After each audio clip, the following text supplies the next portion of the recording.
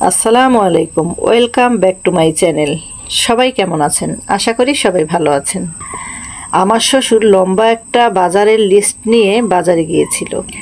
ভাই রে ভাই, বাজারে গিয়ে তো লিস্ট অনুযায়ী কিছুই পায় নাই। যাও পেয়েছে সব কিছুর এত চওড়া দাম, তার উপর আবার প্রচণ্ড গরম। আমার শ্বশুর যা পেয়েছে তাই নিয়ে তাড়াতাড়ি বাড়িতে চলে আসছে। আমার বড় জায়ের অনেক দিন ধরে দেশি মোরগ খেতে ইচ্ছে করছে। এই কথা তার বাবা শুনতে পেয়ে বড় একটা মোরগ কিনে পাঠিয়ে দিয়েছে। আমার যা কয়েক জায়গায় খুঁজেছিল, পায় নাই।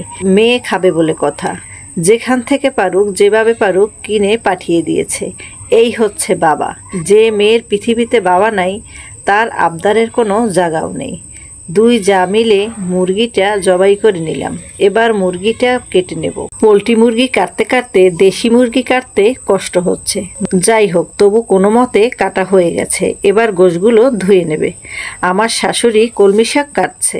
এদিকে দুইজন মেহমান বসে আছে। ভাত আর ডাল বসিয়ে দিলাম। ডাল হয়ে গেছে, এবার বাগার দিয়ে নেব। এদিকে আমার যা গোশ ধুয়ে দিয়েছে।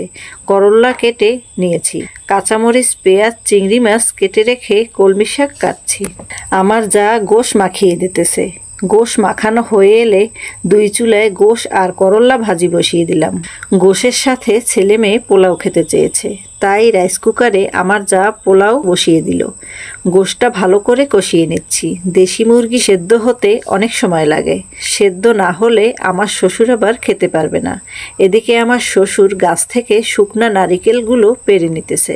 চারিদিকে পানিতে ভরে আছে, সামনে বন্যা হওয়ার সম্ভাবনা আছে। প্রতিদিনই বন্যার পানি ওঠানামা করছে।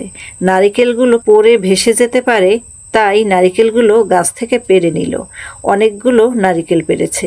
এদিকে আমার রান্নাবাড়া হয়ে গেছে। সবাই গোসল নামাজ পড়ে খাওয়া দাওয়া করতে চলে আসলাম। আমার বড় যা খাবার সবাইকে তুলে দিচ্ছে। আমার মেয়ে এতক্ষণ কাঁটা চামচ দিয়ে পোলাও খাচ্ছিল, এখন প্লেট চেটেপুটে খাচ্ছে। আমরাও খেতে বসে গেছি। আজকের গোশ রান্নাটা অনেক মজা হয়েছে, আর গোশগুলো সেদ্ধ হয়েছে ভালো। আমার শ্বশুর তৃপ্তি করে খেতে পেরেছে। যাই হোক, আজকে এই পর্যন্ত। আগামীতে নতুন কোনো ভিডিও নিয়ে আপনাদের সামনে আবার আসব। ভালো থাকবেন, সুস্থ থাকবেন। আল্লাহ হাফেজ।